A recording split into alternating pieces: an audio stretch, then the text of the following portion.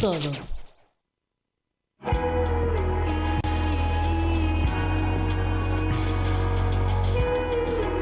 Y hola, empezó este programa Astroamigas por Holística Radio con mi amiga de siempre, Judith, @bordado_astral, y yo, Sola y Mágica, Jimena. ¿Cómo estás, Judith? Estoy muy Cuéntanos. bien, estoy súper bien. Antes de partir estábamos escuchando la promo de Les Solistes. Sí, que vuelven con todo. ¿Cuánta? ¿Segunda temporada? ¿Tercera Sí, temporada? ¿Segunda? segunda temporada creo. Para invitar a toda la gente que los escuche, a la gran comunidad de Les Solistes y Y que se que unen hacen al posible. Patreon. Sí, sí, que apoyen esta comunidad, toda la people. Tenemos invitades. Sí, por fin lo logramos reunirnos. Estamos con los Empastillados Podcast. ¡Yujú! Álvaro y José. Bravo. ¿Cómo están? Bien, Oye, ¿ustedes no cómo están. están? Sí, sí, logramos reunirnos por fin. Grandes psiquiatras, grandes comunicadores de la salud mental. Y me encanta porque están los dos juntitos. Nos pusimos de acuerdo. Sí, es que estamos en el mismo hospital ahora, así que coincidimos. No salimos más. ¿Y a veces no están en el mismo hospital? O sea, es Muy variable. es difícil de explicar, pero como estamos en formación, vamos por distintos hospitales: San Carlos, El Sótero, La Florida, acá, que es la Católica, San Joaquín, etc. Ya. Oye, contémosle a la gente quiénes son ustedes. Dijimos que Sí. tenían un podcast Empastillados y ¿De qué hablan se trata? Claro. ¿Querés partir tú? ¿Ya? Dale. Bueno, yo soy Álvaro Araya, yo soy médico, me estoy especializando en psiquiatría, soy mi amigo, mi compañero, y no sé si quieres presentar tú antes de presentar el Ya, proyecto. Bueno, mi nombre es José Acuña, yo también soy médico y también me estoy especializando en psiquiatría. Nosotros creamos este podcast el año pasado, como en diciembre. Como en diciembre del año pasado. En enero sacamos el primer capítulo y nuestra idea era poder traer conocimiento de psiquiatría, psicología, etcétera, salud mental, a la población general de una manera más o menos amena, entretenida, y que sean temas justamente del interés de las personas, pero también de aquello que los profesionales de salud mental les interesa que la gente conozca. De hecho, hicimos como una investigación al respecto, vimos encuestas de cuáles son los temas de interés de la gente, hicimos encuestas también al profesional de salud mental y ahí cruzamos los datos y eso ha sido los temas que van saliendo. Es de los podcasts más serios que he escuchado, porque está estructurado, tiran talla en el momento preciso. Sí. Todo está pauteado. Claro. Ahí controlamos la ansiedad, sí la controlamos, Claro. controlando todo. La verdad es que también el concepto del podcast, aparte de la psicoeducación, que es justamente hablar de los temas de salud mental y acercarlos a la población en general, tiene que ver mucho también con intentar desestigmatizar el concepto de salud mental, o sea, como el ser paciente de salud mental. Y nosotros muchas veces nos hemos presentado como dos empastillados más finalmente. Nosotros somos pacientes de salud mental y en el fondo abogamos por tener una visión menos quizá castigadora o menos como punitiva con respecto a la patología. Exacto. Sí, yo me he desayunado muchas veces en esto que ustedes comentan, Astroamigas, tu segundo desayuno, que dicen que se han ocupado muchos términos de la psiquiatría como insultos. Bueno, me estoy saliendo de la pauta de nuevo, pero quería dejar ese para que lo escuchen, chiquilles. Están en Spotify. ¿Dónde más? ¿Solo en Spotify? ¿Dónde más? ¿En iVoox o Estamos en algo así? Spotify, en Apple Podcast y en iVoox, que es en nuestra plataforma. Sí, estamos en otras plataformas que son como vea under, que era encontrado. Ya, lo que pasa es que el distribuidor que en el fondo usamos de repente nos publica en otras plataformas un poquito más, no tan conocidas, pero lo principal, Apple Podcast y Spotify, ahí estamos y nos pueden encontrar. Oye, ¿cómo han sentido el feedback con la gente que los escucha? La verdad es que es súper bueno el feedback en general. Álvaro tiene un rol mucho más de relaciones públicas. Yo soy el community manager. Claro. Es bacán, la gente ha agradecido bastante Porque de partida comentan que es entretenido y la gente igual parece que se sorprende vayamos a ser psiquiatras, porque siento que la gente se imagina a los psiquiatras como gente como que imperturbable, seria, fome, que no te dicen nada de vuelta, que no te cuentan nada personal igualmente, pero la verdad es que nosotros no somos los únicos que somos así. La verdad es que la mayor parte, si no la mayoría de las personas que están en esto de nuestra edad, son más o menos, tienen un estilo parecido, como de la vieja escuela, además del hombre. Pero ha sido súper interesante eso, que la gente lo ha sentido cercano al podcast, justamente ha sido nuestra intención, por lo tanto estamos súper satisfechos.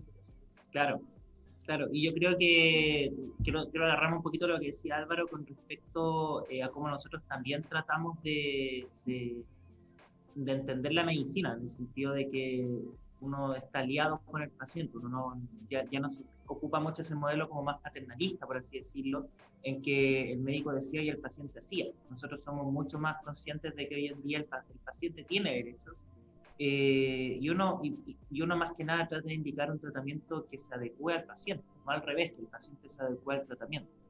Y yo creo que esa visión también tratamos de transmitirla mucho en el podcast. Chiquillos, ¿y cuáles son sus signos? Esto es importante. Estudiamos para esto. Claro, estudiamos para esto. Yo soy Acuario, ascendente Escorpio. ¿Y Luna? Yo soy Acuario, ascendente Libra, y creo que de Luna en Escorpio. ¿Tú no Ya. Luna en Leo, parece. ¿Tu Luna en Leo? El Leo parece. Ay, no me acuerdo. Sí. Es que, bueno, la escorpionidad de ambos hace que ustedes sean psiquiatras, básicamente. Bueno, estoy tan avanzado yo en la carta astral, pero estaba estudiando. Sí. El capítulo, sí, de verdad. Sí, bueno, a mí me gusta mucho yo creo que soy un poco más místico que Álvaro en ese sentido. A mí me gusta mucho la carta astral, estoy aprendiendo ahora el tarot, un poquito así como desde una perspectiva más histórica, más arquetípica también. Sí, porque hice una lectura. Una lectura de tarot, sí. ¿Verdad? Sí, nosotras igual nos autoleemos el tarot, o sea, entre nosotras, así como, eso es, lectura de tarot, me pasó esto, como a cualquier hora nos comunicamos. Y uno en pijama, así ya, listo, acá están las cartas. La verdad, aquí está todo, esto tienes que hacer. Urgencia de tarot. Claro, una urgencia, un polihechoque de tarot. Sí, sí. Oye, invitemos a la gente a que mande sus audios en vivo. Saludos, Adelante. parabienes. Más 569-7511-1852. En general, al final del capítulo, siempre nosotros mandamos la boleta para que ellos nos transfieran con los consejos. Claro, esta consulta de envío. Pero se te envió, sí. Pero es barato, 70 ¿Cuánto es? pesos, 5 minutos. Claro. ¿A cuánto sale? ¿A cuánto 70.000 sale? pesos el consejo. 70 lucas a las 5. El consejo. El Claro, sí, está dentro del mercado, dentro de la psiquiatría eso. Pero Sí. vamos a hablar. El mercado, Ya vamos a hablar sobre eso, el parece. mercado se regula solo, dicen. Sí, pues. Oye, ¿qué opinan de la doctora Cordero? No, mentira. No estaba en pauta. No estaba en pauta. Uy, Igual los conoce a ustedes, yo escuché. sí, No sí. te creo. La verdad es que yo creo que uno tiene que separar como la opinión profesional de la opinión como de persona con respecto a ella. Yo como profesional no la conozco, no sé, nunca me ha tocado como ver a un paciente con ella o a lo mejor recibir a algún paciente que haya sido tratado por ella, entonces profesionalmente no sé cuál es su línea de trabajo. Sí, obviamente estoy al tanto de lo que pasó en algún momento con las licencias, que en el fondo fue un tema público y conocido. Ahora como persona me parece que tiene opiniones que son muy potentes, que probablemente muchas no se parezcan a mis opiniones. Y eso, la verdad. Pues, una respuesta muy política. Política. Va de candidata como por el Partido Republicano, creo. Yo Qué puedo opinar de fuerte. porque la verdad es que creo que es un poco responsable lo que hace dar diagnóstico como en televisión, considerando que esto es como el hombre araña, con un gran poder, conlleva una gran responsabilidad. Y uno igual sabe ciertas cosas de las personas y no las puede ir por verlas, por interactuar con ellas, no las puede ir comentando abiertamente al mundo. Pero a la vez tampoco se puede hacer diagnóstico solamente en base a la acción que uno ve en televisión. Para hacer un diagnóstico uno tiene que tener una entrevista con una persona, a veces incluso tener un reporte de terceros, cercanos, de familia, a veces incluso hacer exámenes, ciertas pruebas, y la verdad es que es súper irresponsable de emitir diagnósticos sin tener todas esas variables en juego. Aparte que yo creo que también inconscientemente, sobre todo cuando los diagnósticos se dan en televisión o en medios masivos, yo creo que también hay un componente como medio despectivo también. Que probablemente ella no lo hace queriendo hacerlo, espero que no, pero que claro, si uno piensa, es como, pucha, le estáis diciendo a alguien que tiene finalmente una patología, lo estáis como exponiendo a algo, bueno. Eso es como Sí. lo que puedo opinar sobre... Sí, yo quería copuchar nomás. Y esto es una duda existencial. ¿Cuál podríamos decir que son las grandes diferencias o similitudes que hay entre los tratamientos psiquiátricos y los psicológicos? Porque son dos carreras que incluso se estudian en facultades distintas. ¿Trabajan en conjunto? ¿Cómo es? Sí, o sea, yo creo que ambas profesiones tienen como objeto de estudio la mente humana. Ya, eso es como el común. Ahora, la forma en cómo se llega a esa vía común es distinta. Nosotros estudiamos medicina inicialmente y después viene la psiquiatría, pero la entendemos como una rama finalmente de la medicina. Entonces, nuestro enfoque es obviamente biomédico. A nosotros nos interesa saber qué está ocurriendo en el cerebro a nivel químico, a nivel biológico, cómo se van generando las enfermedades, si hay alguna diferencia genética, y todo eso es muy ligado a la biología, que finalmente es como la rama madre de la medicina. Nosotros también nos preocupamos de la parte farmacológica, que es algo que también nos diferencia con los psicólogos. Ahora, los psicólogos para nosotros son imprescindibles en muchos casos, puesto que ellos tienen mucho más conocimiento sobre cómo humanísticamente funciona la mente. Nosotros quizás lo manejamos más desde una forma biológica y ellos lo manejan de una forma mucho más entendida en el contexto social, cultural, en el contexto más psicoterapéutico. Entonces, eso es muy fuerte de ellos. Y en ese sentido nuestro trabajo es súper complementario, porque muchas veces un paciente, y esto es lo que se ha visto en la evidencia científica, hay muchas patologías que pueden funcionar solamente con psicoterapia, solamente con fármaco o con la mezcla de ambos. Entonces, es un instrumento más con el que nosotros contamos para poder ayudar al paciente. Es súper complejo que uno podría comentar, claro, que son distintas formas de entender el mismo órgano, que sería el cerebro, o el mismo fenómeno, que sería el comportamiento humano. Y ahí uno podría decir, ya, uno tiene más que ver con el método científico, que sería más de la psiquiatría, y quizá en la psicología sería más otro tipo de método distinto al científico, que también se sabe que sirve. Pero igual está la neuropsicología, que también se mezcla un poco con las funciones cerebrales, con el área más científica también.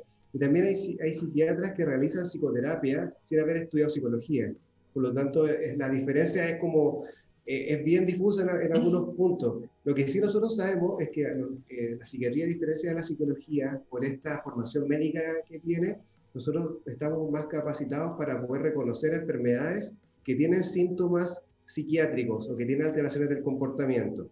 Por lo tanto, nosotros podemos distinguir y podemos dirigir un estudio de si acaso la persona estará deprimida o, por ejemplo, tendrá quizá un tumor cerebral o quizás tendrá una anemia o tendrá problemas con la tiroides, etc. ¿Sí? Eso quizás es una de las cosas como más evidentes. Aparte que damos medicamentos, porque tenemos un curso de farmacología tanto general como ahora en la especialidad específica. Tenemos hartas preguntas polémicas en el chat, no sé, déjenme decirles que yo he estado escuchando harto su podcast y veo cómo seleccionan las preguntas para que tenga un orden lógico. Acá se sale todo porque la gente está, llegó el gato, la gente está como emocionada, es una palabra que no sé pronunciar, está muy emocionada. Vamos a ver. Yo no veo nada. Hola, nuestra amiga, la Carolina White, la Carolina Correa, buenos invitados, la Gabo. Hola, ¿están a favor del electroshock? Una amiga quería demandar a su psiquiatra. Ya. Qué polémico. No, ¿Han hablado de eso? Yo sé, para que los escuchen en Pastillados Podcast. mira, a ver, el término electroshock yo creo que no es un término que sea el más adecuado quizá como para describir el tipo de terapia que nosotros finalmente aplicamos, ¿ya? La terapia electroconvulsiva es un procedimiento médico, ya médico quirúrgico incluso porque se realiza en pabellón, que yo creo que en términos mediáticos ha sido bastante estigmatizado, ¿ya? Y eso es una herencia finalmente yo creo que de las películas, de las series, etcétera. Porque yo creo que la imagen que se tiene de la terapia de electroshock o terapia electroconvulsiva es que el paciente está como en el fondo amarrado, como gritando y como conectado a la corriente y sufriendo. Y lo que uno ve finalmente en la práctica es que es diametralmente lo contrario. O sea, cuando a un paciente se le indica una terapia electroconvulsiva, es un procedimiento que se hace en pabellón, con anestesia, con un equipo médico a cargo, que incluye un anestesista, un psiquiatra, enfermera o enfermero, y que en el fondo está pensado en que sea terapéutico y sin que el paciente sufra.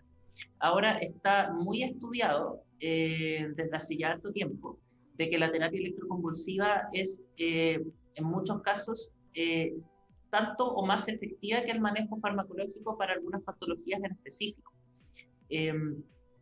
Y que muchas veces tampoco se incluye como primera línea de manejo justamente por el estigma que conlleva.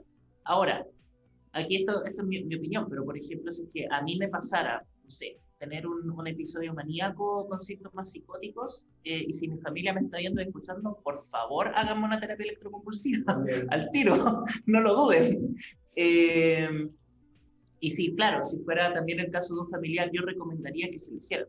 Con esto lo que quiero decir es que la opinión pública que se tiene con respecto a la terapia electroconvulsiva es mucho más, está mucho más demonizada de lo que realmente es el procedimiento en sí.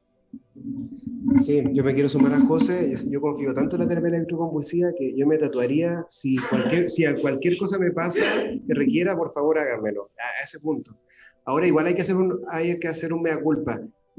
Tampoco es que se lleve gratuito este estigma, ¿ya? Si hace muchos años se hacía de una manera que era una tortura, ¿cachai? Lo hacían sin anestesia, lo hacían en contra de la voluntad de las personas, lo hacían casi con cualquier indicación y sin tanta evidencia científica que lo respaldase.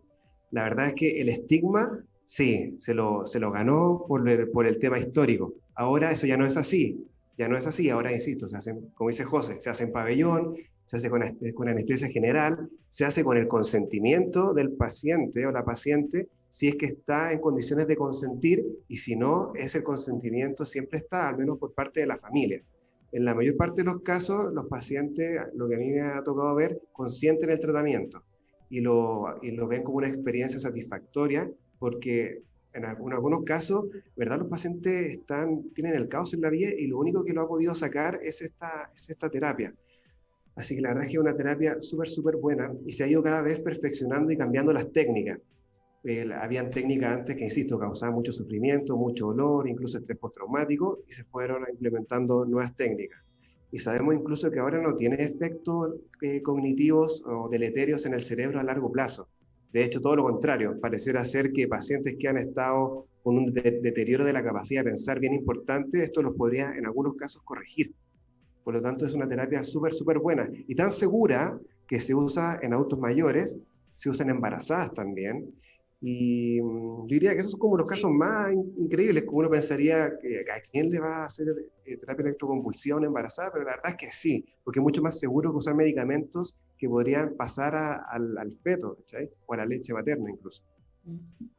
Oye, siento que todo lo que estamos conversando ahora y lo que ustedes comunican en su podcast es altamente escorpiano, porque justamente la escorpionidad es todo lo que la sociedad oculta o desconoce en profundidad y la energía escorpiana justamente apunta a sacar a la luz, como mostrar, exponer lo que no es tan nítido, ¿cachai? como el dolor humano, que en el fondo creo que es como el centro de, probablemente, creo yo, la psiquiatría es como el dolor, como la experiencia del dolor en la condición humana. Entonces, eso nomás quería decir. Sí, o sea, en general nosotros desde la carrera nos contactamos con el sufrimiento humano en sí, o sea, desde paciente enfermo por algo en su cuerpo. Pero no sé qué te parece, Diego, pero yo creo que la psiquiatría es conectarse con un dolor que es distinto, que es el dolor psíquico. Y que muchas veces no tiene tanto que ver con que un órgano te esté fallando, que, no sé, te intoxicas con algo, sino que son cosas que pasaron en tu biografía, en tu historia, que tienen que ver con la sociedad, que tienen que ver cómo tú te desenvuelves en la sociedad.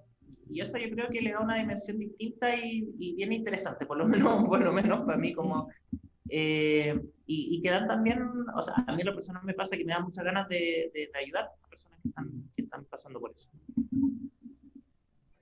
Sí. Chiquillos, queríamos preguntarles algo que yo creo que todas las personas en algún momento hemos vivido o van a vivir, que es el tema del duelo. No sé cómo ustedes ven que la gente se relaciona con el concepto del duelo y cuándo esto puede como patologizarse. Ahí... Bueno, el duelo, en primer lugar, es una experiencia que todos vamos a vivir en algún momento, ¿cierto? Por lo tanto, no creo que el duelo en sí sea algo patologizable. Y hay personas sí que en general como que todo el duelo lo patologizan, ¿cierto? Y eso viene tanto a veces por la misma profesión de la medicina, de la psiquiatría, que, que a veces fallan en reconocer emociones que son esperables y que son normales. O a veces las mismas personas se niegan a sí mismos los que están sintiendo en ese momento y sufren porque dicen, la verdad es que yo no me debería estar sintiendo así. Cuando a mí me pasa eso en la consulta, le digo, oye, pero si se te murió alguien súper cercano a ti, como yo creo que estaría igual que tú, de triste, estaría igual de mal y fue hace poco además. ¿Cómo esperas estar mejor que eso? Por lo tanto, es complejo ese punto de vista. Y nosotros, la verdad es que no hay ningún examen que nos permita decir cuánto es normal y en qué momento empieza la enfermedad. No tenemos ningún examen que diga, ya, esta persona está deprimida, esta persona tiene una psicosis, algunas cosas sí se puede, pero la mayor parte de las enfermedades psiquiátricas no tenemos ningún examen. Por lo tanto, uno sí usa la entrevista previamente tal. Y uno va a hablar principalmente de estos duelos como más patológicos, cuando el duelo ya ocasiona un sufrimiento que uno empatizando, utilizando la propia condición humana de uno, intentando empatizar con la otra persona, uno logra identificar que quizá haya un sufrimiento que es desproporcionado o que se está prolongando más allá de lo que uno esperaría que la persona esté sufriendo, o que lo lleva a hacer cosas que en verdad ponen en riesgo su propia salud. Por ejemplo, que la persona en el duelo deje de comer o empiece a descuidar su propio aseo, deje de estar con su familia, deje de salir, que piense, que tenga ideas de quitarse la vida, por ejemplo, para reunirse con su fallecido, etc. En esos casos ya nosotros podríamos considerar que se está configurando algún duelo ya más complicado, que es como la palabra que se usa, duelo complejo. Tiene que ver todo como un poco de tratar de empatizar y tener más o menos claro qué esperaría un poco la normalidad de la gran mayoría de las personas, qué experimentarían en lugar de eso. Es una cuestión súper, un poco azarosa, pero la verdad es que ese método de aproximación se ha demostrado útil de todas maneras.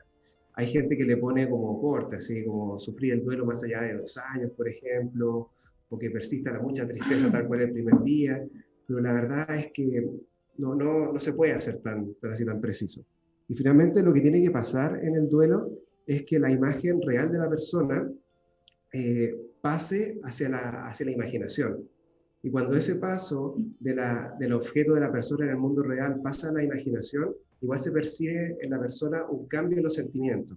Cuando uno no tiene a la persona que ama en el mundo real, uno siente mucha pena, mucha tristeza. Pero cuando uno ya acepta que eso no está ahí y la interioriza, más que sentir pena, uno siente nostalgia.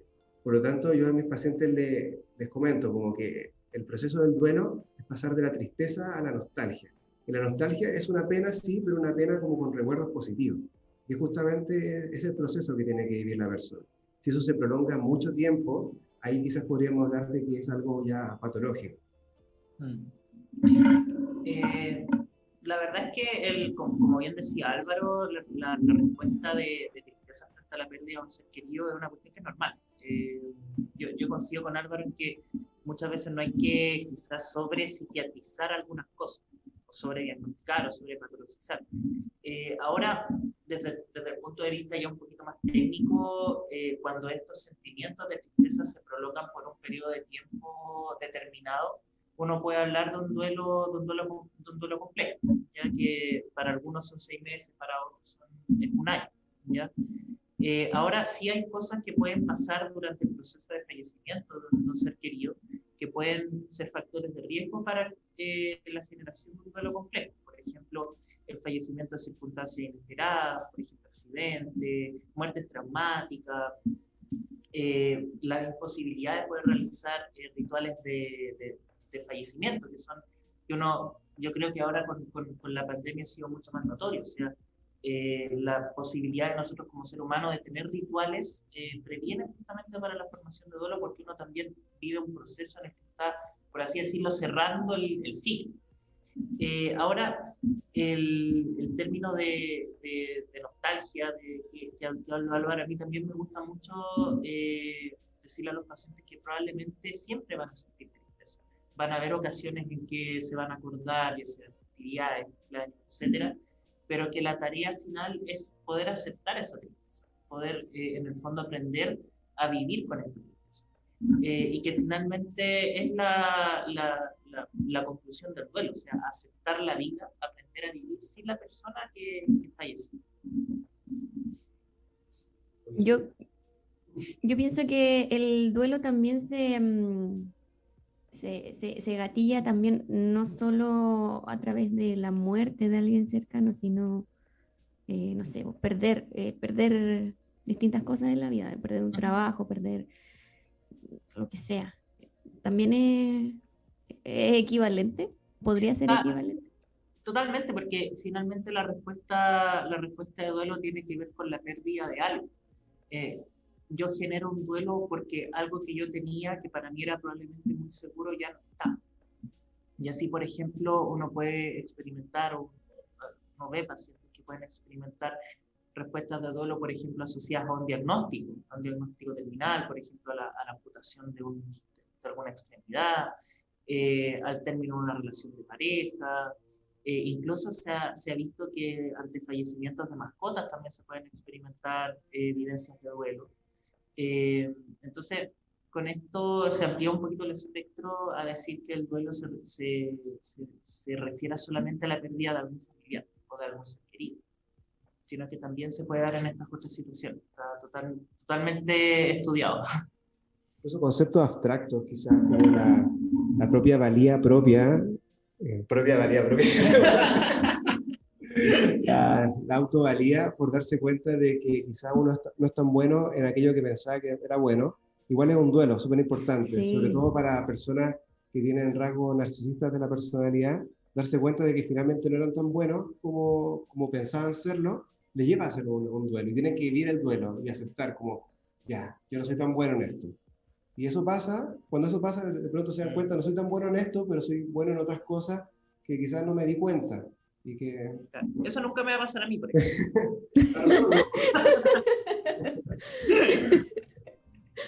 Uy, tenemos preguntas, paréntesis del tema, ¿Ya? porque se repiten acá algunas cosas. Como dice aquí, si los psiquiatras se trabajan en conjunto, o sea, como que tienen a otras personas también, es que se me perdió la pregunta, pero era como que hay alguien a cargo de ustedes también con el que pueden lidiar con sus propios pacientes. O sea, como si nosotros estamos terapeados, ¿eso? No. Si hay tienen un equipo? Sí, que hay alguien que esté a cargo de ustedes como que los ayude, o ustedes son usted y su paciente y nadie más, porque los psicólogos sí trabajan como con otros externos.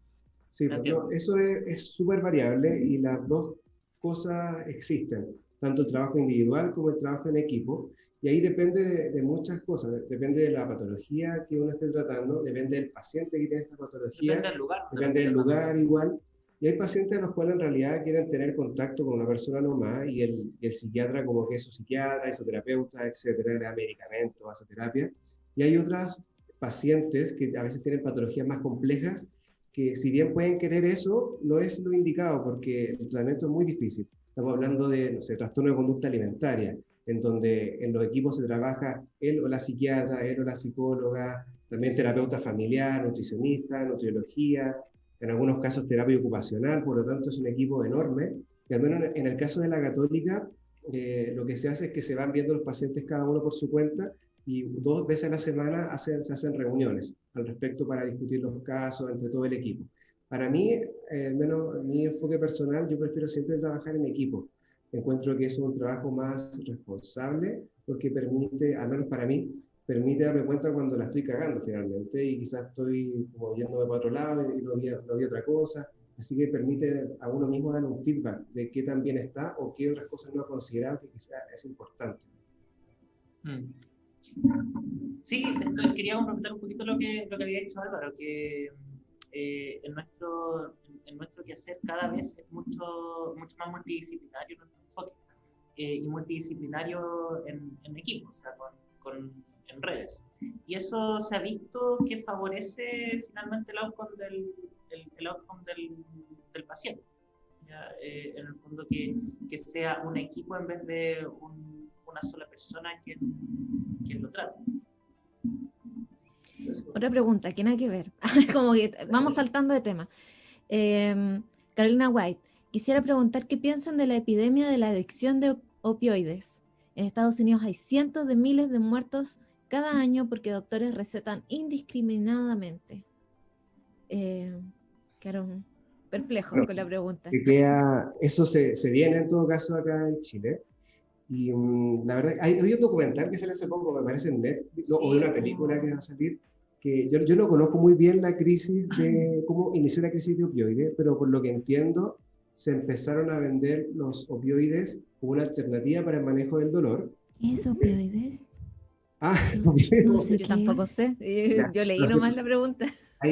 Los opioides son un tipo de medicamentos para el manejo del dolor, que es distinto al ibuprofeno, al paracetamol, ketorolaco, y que son, por ejemplo, el tramadol, la morfina, el fentanil. ¿Ah? Demerol. También. Y en algunos momentos, por lo que yo entiendo, se vendieron como unos medicamentos que aliviaban el dolor en un 100% y que no tendrían los efectos adversos que tienen los otros medicamentos que pueden causar úlcera gástrica, pueden causar falla en el riñón, etc.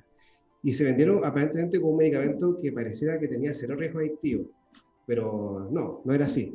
Y la verdad es que explotó rápidamente esto y hay una crisis terrible en el uso de opioides, al punto que incluso hay algunas formulaciones de opioides que las venden en conjunto con el antídoto, a ese punto de que se han rendido un poco en general en Estados Unidos, porque la gente se muere intoxicada por opioides y hacen paro cardiorrespiratorio. Y a las personas, en algunas ocasiones les venden el medicamento que viene en el pack justo con el antídoto, como para una especie como de control de daños, más que de controlar que la gente sea adicta. Y bueno, y eso se viene acá.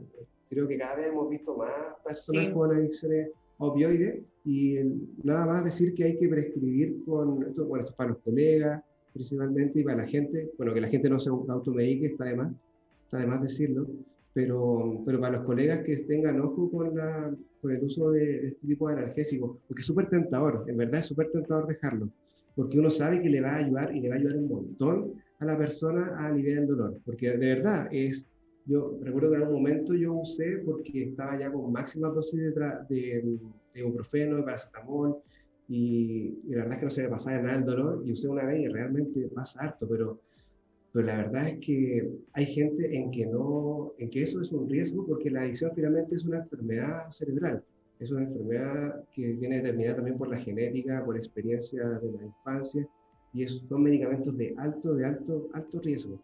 Así que solamente hay que prescribirlo en caso de suma necesidad. Nosotros acá en Chile, un poco homologando lo que sucede en Estados Unidos con respecto al fenómeno de los opioides, quizá lo más parecido que tenemos acá es el consumo de benzodiazepina, que es otro grupo de fármacos que tiene que ver sobre todo con antiangustia, también efecto hipnótico principalmente, por ejemplo, el diazepam, lorazepam, alprazolam, clonazepam, en el fondo todo lo que termina en PAM. Y yo creo que se homologa un poquito a lo que pasa con los opioides en el sentido de que provocan tolerancia, eso significa que la gente requiere cada vez más dosis para lograr el mismo efecto y se asocian a una respuesta de abstinencia, es decir, cuando la persona no está consumiendo la sustancia aparecen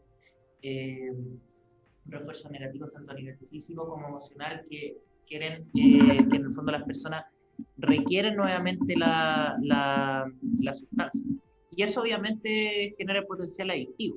Y es lo que vemos un poquito acá en Chile con ese tipo de fármacos, como decía anteriormente. Ahora, que eso vaya a ocurrir con los opioides acá en Chile, bueno, en línea general pareciera ser que los fenómenos que ocurren en países desarrollados tienen un desfase de por lo menos 10, 15 años en países menos desarrollados como nosotros. Entonces, yo creo que es algo que se viene, es algo que ocurrió en Estados Unidos y algo que se puede fácilmente homologar acá. ¿Hay más Sí, dudas? hay más preguntas, pero por ejemplo, hay 2 veces que están preguntando sobre hongos mágicos y ustedes sacaron un capítulo que se viene con segunda parte, como para que lo promocionen. Bueno, acá dice hongos mágicos, pero cuéntenos un poco los últimos 2 capítulos que uno que ya sacaron y el otro que se viene. Ya, y quisimos hacer un ciclo de alucinógenos. Y partimos hablando en el último capítulo de hongos, éxtasis y LSD, ¿ya? Voy a hacer como un resumen global para poder explicarlo en corto tiempo. Pero los hongos están metidos dentro del grupo de los alucinógenos clásicos, ¿ya? Junto con el LSD y otros tipos de alucinógenos que se pueden encontrar de forma natural. Ahora, los hongos mágicos es un concepto, u hongos, es un concepto bastante general para incluir distintas especies de hongos. Pero lo que es común dentro de todos estos hongos es que todos tienen un compuesto que se llama psilocibina, que finalmente es la que ejerce el efecto a nivel cerebral. Se ha visto de que el mecanismo de acción más importante es serotoninérgico, o sea, provoca una respuesta de serotonina bastante grande en el cerebro y esto finalmente sería responsable de los efectos más alucinógenos, ¿ya?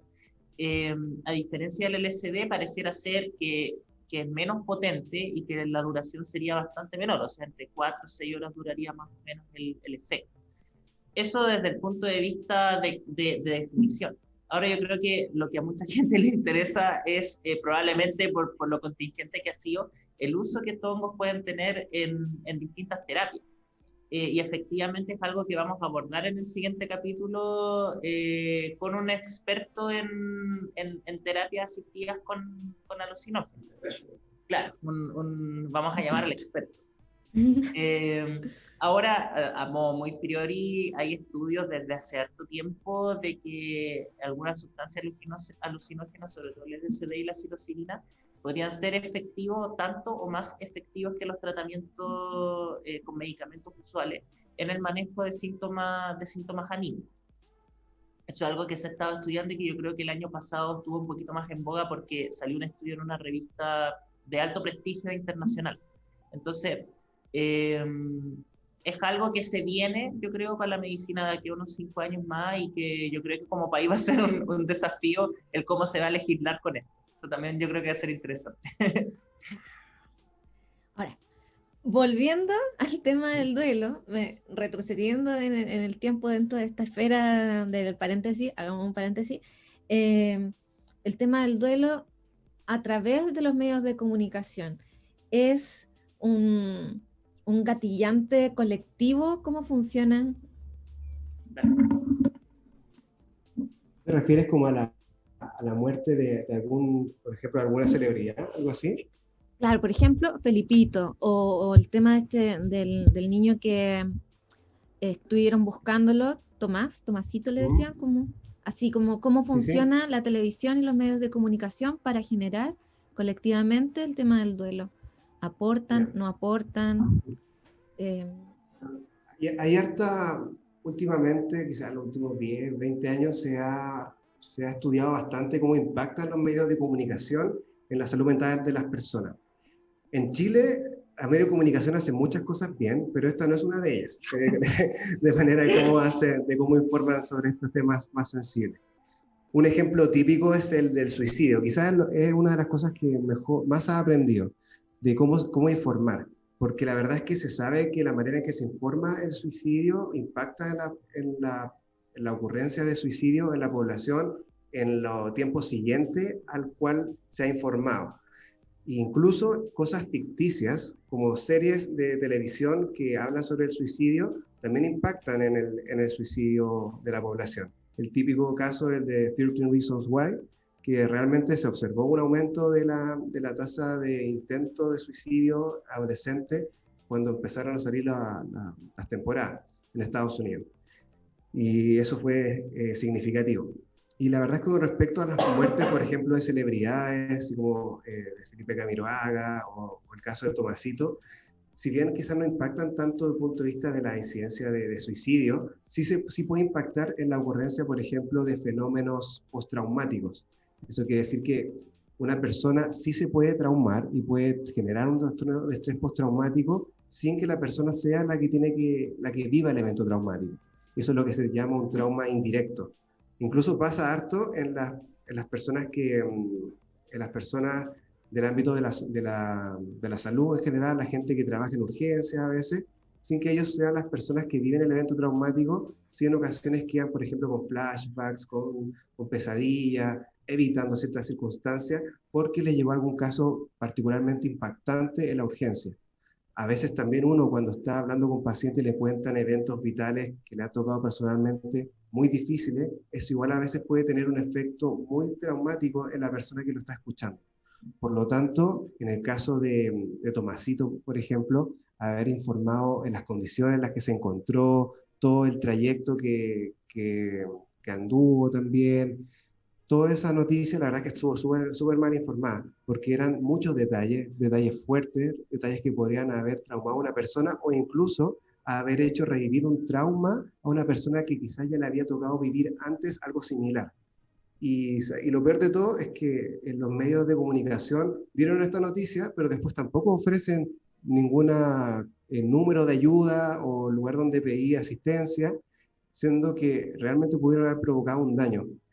Por ejemplo, un caso que lo corrigieron sus errores fue la misma serie de 13 Reasons Why, que ya desde la segunda temporada en adelante, viendo el impacto que había tenido, que se había sido más o menos probado científicamente, implementaron al principio de cada capítulo unos mensajes de todos los protagonistas de la serie, hablando de que es una serie, de que se hablan temas sensibles, que si quieres puedes dejar de ver la serie y que si sientes alguna idea suicida, puedes consultar las siguientes líneas, etcétera, etcétera, etcétera. Nosotros al menos intentamos hacer eso en el podcast también, porque sabemos que podemos tener un impacto también de la misma forma.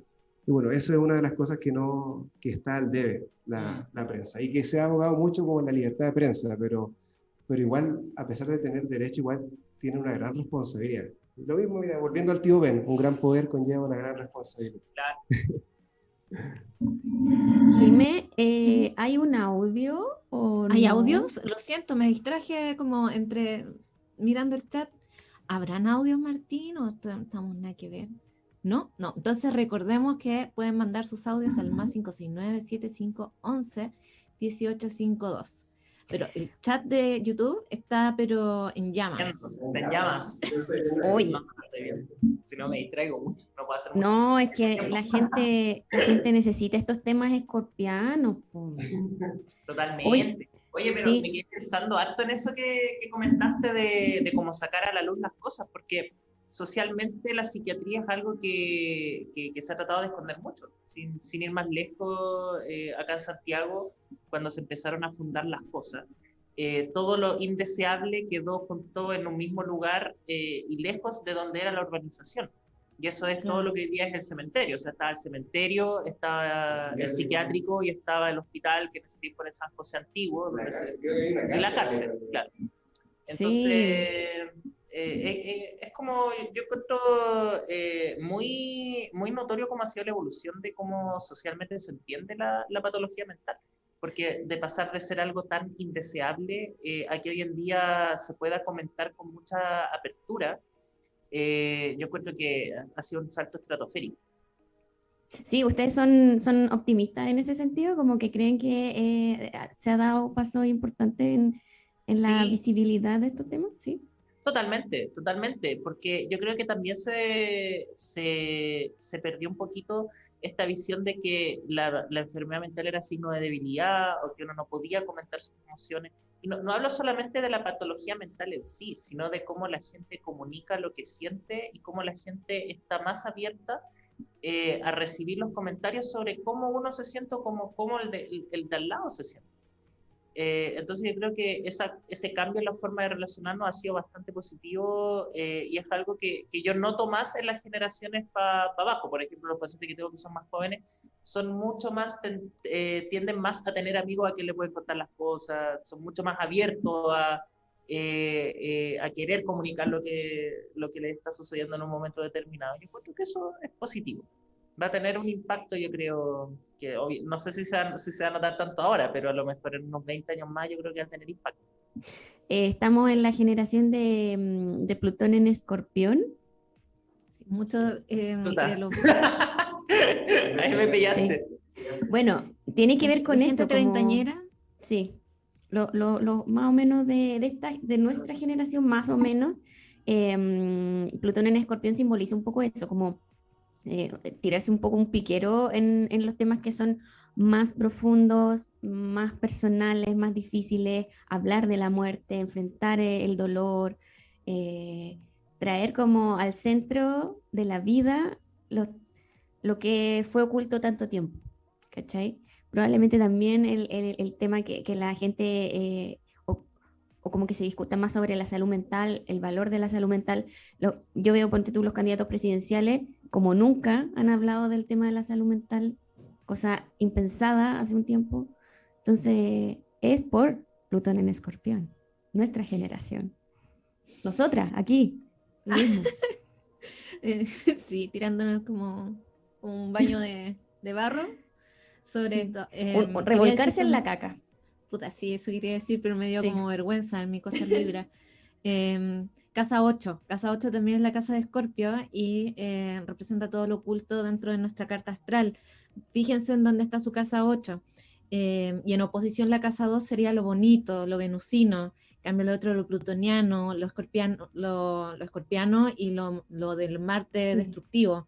Sí, en términos como fisiológicos, el eje casa 8, casa 2, la casa 2 sería como lo que como, lo material, lo que me como, y la casa 8 sería el sistema excretor, ¿cachai? Como que esa es Tengo el a diálogo Tauro, que tienen. Tauro en casa 8. Claro, o sea, claro, casa 2, casa 8, sí. Oye, aquí Eh, preguntaron, estaba mirando, me metí a mirar en los comentarios del YouTube. Hay una ya. pregunta sobre la antipsiquiatría. No sé si han escuchado un poco He ese tema. escuchado Yo tuve ese una profe término de la U. en el mundo punk. Yo tuve una profe de la U que lo decía. La Y como que antipsiquiatría. nos cuestionaba a los alumnos, como que nos dejaba la pregunta. También decía que era imposible empatizar. Una señora, no le voy a decir por qué, ni el nombre. Pero a ti te digo, no, era buena profe igual. No, yo lo he escuchado en los grupos, así los punk, esa gente rara. Nosotros que estamos, o sea, nos interesa mucho la antipsiquiatría porque, bueno, ya adelanté un poco con el tema de la terapia electroconvulsiva. No es como que hoy somos unos boritas indefensos y que la psiquiatría y que la psiquiatría no ha hecho nada. La psiquiatría sí ha sido un medio de control social mucho tiempo. Pensemos que en la Unión Soviética se utilizaba diagnósticos psiquiátricos para invalidar hacer interdictos a los opositores. Por lo tanto, la psiquiatría sí se ha usado con fines bien terribles. Ya no es así, insisto, ya no es así, pero hay cosas que es bueno recordar siempre, porque hay que recordar para no volver a cometer los mismos errores. Cuando se utilizaba la psiquiatría, algunos métodos psiquiátricos como métodos de tortura, se usaba la psiquiatría para discriminar, etc. Eso ya no se hace, pero insisto, no hay que volver a hacerlo. Y la antipsiquiatría me da la sensación que puede ser que las personas quizás no están tan cerca de lo que es la psiquiatría más moderna. De hecho, no sé si las personas que apoyan tanto la antipsiquiatría serían capaces de pensar que nosotros, por ejemplo, José y yo, somos pacientes y a la vez somos tratantes.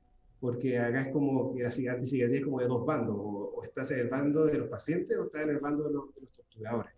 Pero la verdad es que no, la verdad es que todos somos humanos, y la verdad como José decimos, nosotros somos igual que nuestros pacientes, y lo único que nos diferencia es que nosotros sabemos algo que ellos no saben y que parece ser que les sirve. O sea, no, tenemos la certeza de que les sirve. Por lo tanto, nosotros queremos hablar con las personas de la antipsiquiatría. De hecho, hace poco estábamos tratando de establecer contacto con este movimiento libremente, que habíamos quedado en algún día hacer un Zoom para poder tener un capítulo en conjunto. Porque nosotros asumimos que ya nosotros somos pacientes y todo, pero hay personas que necesitan que entrevistemos, por ejemplo, a personas que nos den su testimonio de cómo ha sido su experiencia con diagnóstico y con tratamiento psiquiátrico. De hecho, es súper positivo, eso también tiene evidencia, sobre todo si son personas como celebridades que comentan sus diagnósticos y que lo abren a la población en general. Eso es súper positivo porque permite hablar más de estas cosas. Es como que tu palabra le otorga el don de la palabra a otra persona. Igual lo encuentro súper bonito. Por lo tanto, gente de antipsiquiatría, si nos está escuchando, por favor, háblanos, queremos escucharte. Chicos, nos quedan los últimos minutos y antes de despedirnos quería preguntarles brevemente sobre el acceso a un tratamiento psiquiátrico, cómo la gente puede contactarlos a ustedes, si están atendiendo, que nos cuenten un poco de eso. Sí, o sea, nosotros como estamos en formación, nuestras atenciones se codifican como atención de medicina general, pero atendemos ambos en el Centro Médico San Joaquín de la red de la Católica, y se pueden solicitar horas directamente en la misma página de la red. Sí, tienen que ser con derivación. Ya. Ya, perfecto. Eso es como nuestro lugar de consulta actualmente. Ahora, si es que alguien está pasando por algo que necesite una atención inmediata,